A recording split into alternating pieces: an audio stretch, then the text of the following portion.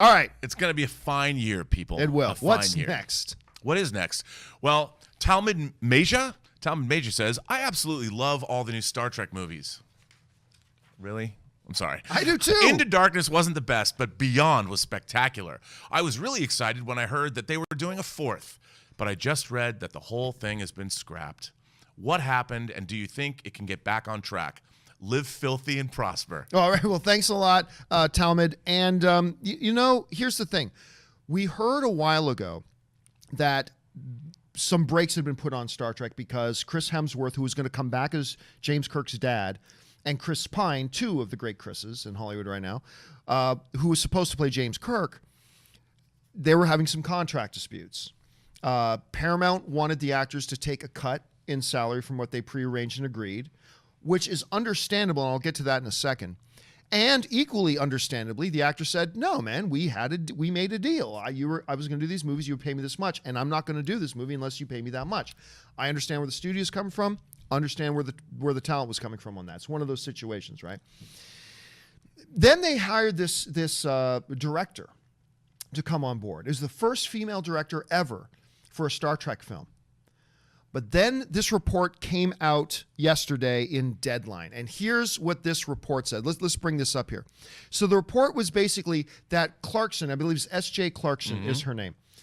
Deadline is now reporting that Clarkson is now going to be the executive producer and pilot director for the upcoming prequel Game of Thrones series, which I believe is called The Long Night or something along those lines is what they're talking about calling it. And within that story, they said she had been brought on to be the first female director in the Star Trek franchise, but that project, says Deadline, has been shelved. It's done. So the director is gone.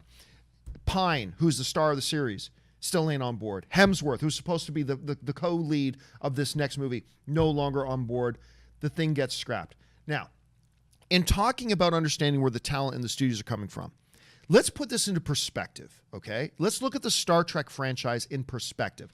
Here's the box office results for the last 7 movies. And you notice I've got them separated by a J.J. Abrams icon there.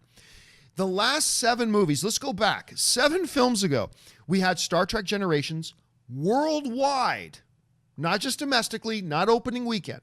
Worldwide made $118 million. Star Trek First Contact, which a lot of people love, made $146 million. Again, worldwide, not opening weekend, all time. Star Trek Insurrection made $112 million. Star Trek Nemesis, the final Star Trek film before J.J. Abrams came along, made $67 million worldwide. Now, we get into the J.J. Abrams era. Star Trek in 2009 made $385 million. Star Trek Into Darkness made $467 million. Star Trek Beyond, which I think is the best of those 3, made $343 million. 2 big things to take away from this, Robert, I think. Number 1, the franchise clearly got rejuvenated. I mean, we look at these numbers, the franchise got rejuvenated. How good or bad they are is up for discussion, but clearly there was a rejuvenation that happened. But the second thing is this. While 385 is super impressive when you compare it to the history of Star Trek franchise, while 467 is impressive for the franchise, while 343 is impressive for the franchise, it ain't the numbers Paramount was hoping they were going to get when putting together a big sci-fi, popular IP, epic kind of franchise. They were hoping for 500 as your baseline, 500, 600, and $700 million. As a result of that, Paramount had to go back to their talent and say, look, we thought the ceiling financially on these movies was like $700 million. Clearly the ceiling is around 4 to 5. To make money, we need to start cutting a little bit of corners. Can we reduce the salary of the actors? I totally get why they would ask that. I do. And I totally get why Chris Pine and Chris Hemsworth would say no. But with this type of stalemate being in place, despite all these talks of a Quentin Tarantino maybe doing a Star Trek film at some point, with all this stuff, yeah, it is shelved. And I'll be honest with you, dude, I don't know that this Kelvin kind of reality of Star Trek that we're in right now, I don't know that we're going to see it get back. I don't think we're going to see this Chris Pine, Chris Hemsworth Star Trek film. I don't think it's going to happen at this point. Well, there's something else to consider. The Star Trek films, the J.J. Abrams, the Kelvinverse movies, were hideously expensive to make. Star Trek comparatively, especially, yes, yeah. Star Trek Into Darkness, including its marketing, I've heard it pushed $300 million total. It was a very expensive movie. That kind of return did not cover that film. No, not at all. None of these films were as profitable as they'd hoped. The idea, first of all, Star Trek has never traveled well internationally, ever. Right. I mean, it Yeah, plays you made well. that point yesterday. Yeah, it too, plays well in Germany. It plays well in the UK. It's never played well internationally. And the idea that you would spend $200 million on a Star Trek movie was reckless and foolish to begin with, because that's not what Star Trek is. They tried to, the fundamental problem I see with the Star Trek franchise is they've tried to turn them into these action romps. J.J. Abrams famously has said many times, I was never a Star Trek fan. I mean, Star Trek to me was his wind-up to get the Star Wars gig, to direct Star Wars. And, you know, what they really should have done is look at Star Trek as an independent, low-budget indie science fiction thriller. And they should have made those movies for $75 million, $100 million, maybe $125 tops. And they could have had a really nice franchise. But they needed somebody who really knew what they were doing and really knew Star Trek. See, the thing is, the problem I've always had with the Star Trek franchise going into the new era was the fact that I felt like there was a fundamental misunderstanding about the health of the Star Trek franchise prior to 2009. A lot of people forget that prior to 2009, Star Trek, and I mean this quite literally, was a dead franchise. I mean, like when your cells are now dying off, you are in a state of decay. You are in a state of dying. Star Trek fans were literally dying off.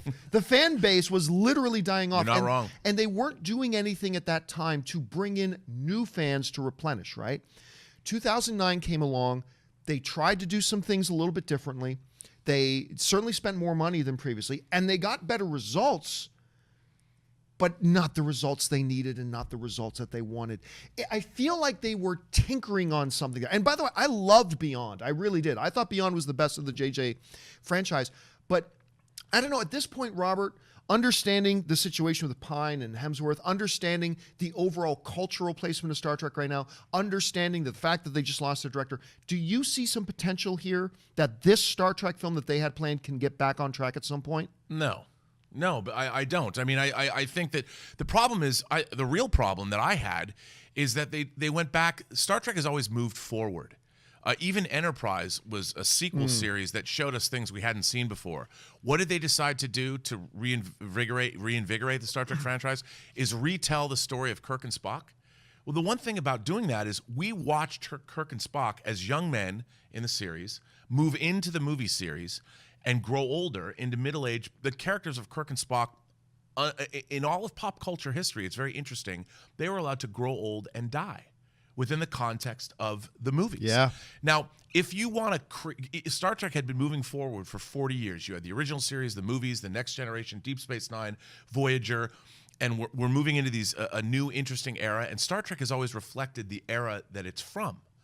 Well, why go back and take your characters that were established in the 60s and try and reinvent them for the modern age? Why not create new characters that belong to the age that they're in?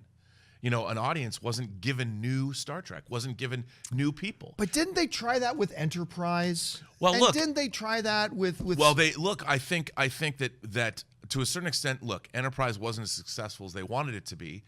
But by the way, underrated. I think an underrated franchise. I actually quite like the show, especially when you get to season 4.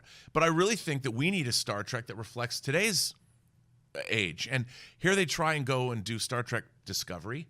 What do? They set it in the era, the pre-Kirk Spock era. They're bringing Spock back as a new character, as another character on Discovery Now. Why don't we go forward in the Star Trek universe? That's what Star Trek is always best at. Let's look at the future, and all it's been doing is going backwards. By the way, Star Trek Discovery is awesome.